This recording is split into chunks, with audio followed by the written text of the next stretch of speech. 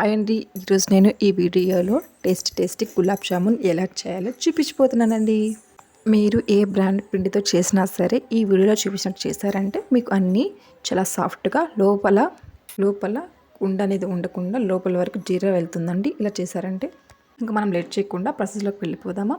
నేను ఎంటీఆర్ గులాబ్ జామున్ పిండితో చేస్తున్నానండి. ఆ ప్యాకెట్ మొత్తం ఒక బౌల్లోకి వేసేసుకొని ఒకసారి అలా కలిపానండి. ఇప్పుడు నేను పాలు యాడ్ చేసుకుంటున్నానండి. కాచి చల్లార్చిన పాలను యాడ్ చేస్తున్నాను. ఒకవేళ మీ దగ్గర పాల మీద మీగడ ఉంటే కొంచెం వేసుకోవచ్చండి. ఉంటే వేసుకోండి, లేకపోతే పర్వాలేదు. అలా బేళ్ళతోనే కలిపేసేసేయండి. చేత్తో బాగా పిసికేసారనుకోండి మనకి ఉండే ఎయిర్ బబుల్స్ పోయేసి మనకి గులాబ్ జామున్ అనేది సరిగ్గా రాదండి.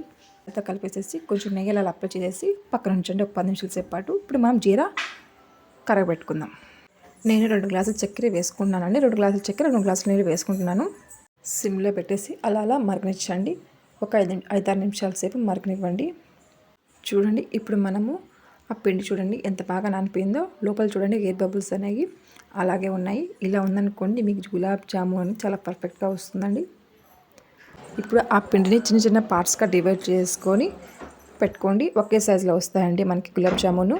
చేతికి కొంచెం ఆయిల్ లేదా నూనె అప్లై చేసేసుకొని అలా రోల్ చేసేసుకొని పెట్టుకోండి. మీకు బాగా రౌండ్గా వస్తాయి. ఒకవేళ మీకు రౌండ్ రాలేదనుకోండి సో చేయనుకోండి లైట్గా కొంచెం పాలు అలా తలిపేసుకొని రౌండ్ చేసేసుకొని పెట్టేసుకోండి. చూడండి మనకి జీరా అనేది బాగా కరిపోయింది. అలా అంటుకుంటే సరిపోతుంది. మన చేత టెస్ట్ చేసినప్పుడు పాకం రావాల్సిన లేదు. చూడండి ఆయిల్ మనము హీట్ చేసుకున్న తర్వాత ఒక 7-8 అలా గులాబ్ జామున్ వేసుకోండి. ఫ్రీగా ఉండాలి, లేకపోతే మనకి గులాబ్ జామున్ అనేది సరిగా కాలవు, ఉబ్బవు కూడా.